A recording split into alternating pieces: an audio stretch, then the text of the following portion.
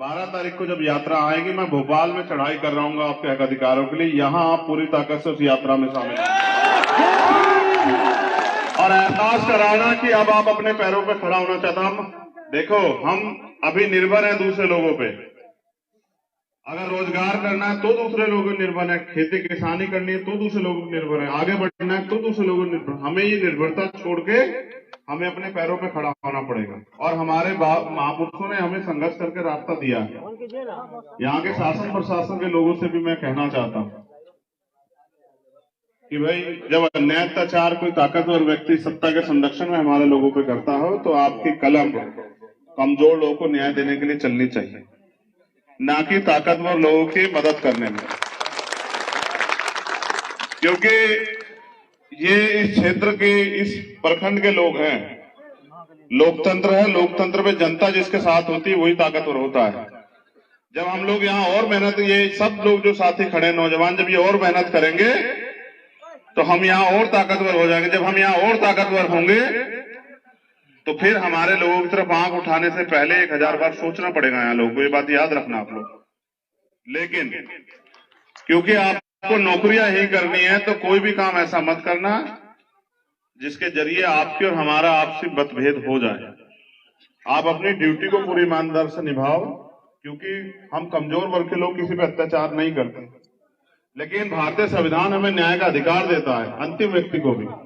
अगर हम पे कोई अन्याय करेगा और तब आप उनकी तरफ खड़े होंगे, तो याद रखना कि जिस दिन इस यहाँ का बिहार का निजाम बदलेगा, जब यहाँ बिहार की सत्ता बदलेगी, तो आपसे भी सामना होगा। मेरी बात को आप अच्छी तरह याद रखें।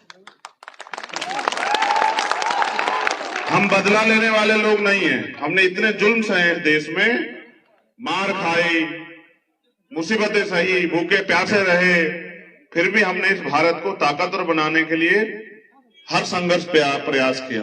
जो ताकतवर लोग आप शहरों में देखते हो ना, उनके मकान हम लोग बनाते हैं।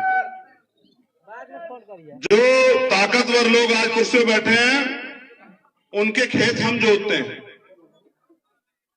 उनके घरों में पुताई हम लोग करते हैं, उनके पशु हम पालते हैं।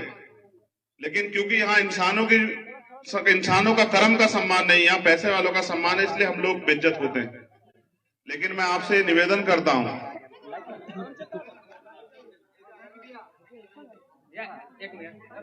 कि आप इस यात्रा में सहयोग करना और मुझे काम करने का मौका देना। आप एक बात का जवाब दो पूरी ईमानदार से, क्या अमीर लोग गरीबों के चाहते हैं? क्या अमीर लोग गरीबों के लिए लड़ रहे हैं? क्या अमीर लोगों को गरीबों के दुख तकलीफ से कोई दुख होता है? उनके ऊपर कोई फर्क पड़ता है? आपके घर में रोटी नहीं है, अच्छा मकान नहीं है, अच्छा इलाज नहीं मिल रहा है, पीने को साफ पानी नहीं है, बिजली नहीं है, सुविधाएं नहीं है, इससे गरीब अमीरों को फर्क पड़ा आज तक? तो गरीबों को तो पढ़ना चाहिए ना। कब तक इस अपने प्रदेश में बेसहारा जीते रहोगे? तुम्हारा मन नहीं करता कि तुम भी जो है ताकतवर बनो? बताओ, करता है नहीं करता है? कितने लोगों का करता है? जरा हाथ उठा के बताना। ये बहनें बताओ, क्या स्वाभिमान सम्मान के साथ जीने का मन नहीं करता है? तो फिर उसकी कीमत भी चुकानी पड़ेगी। अगर एक माचिस खरीदोगे ना दुकान से, दुकान वाला पैसे मांगता है नहीं मांगता है? बताओ। बाल कटाने जाते, जो बाल काटता पैसे मांगता है नहीं मांगता है?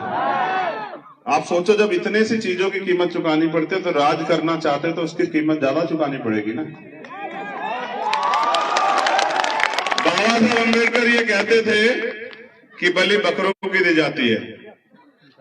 100 दिन बकरों की तरह जीने से अच्छा है एक दिन शेर की तरह जी।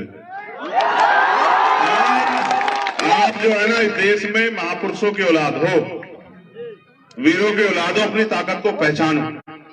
आप बाबू जगदेव प्रसाद कुशवाहा, जननायक कर्पूरी ठाकुर, बाबा साहब अम्बेडकर, बाबा चौहरमल की औलाद हो, अपनी ताकत को पहचानो।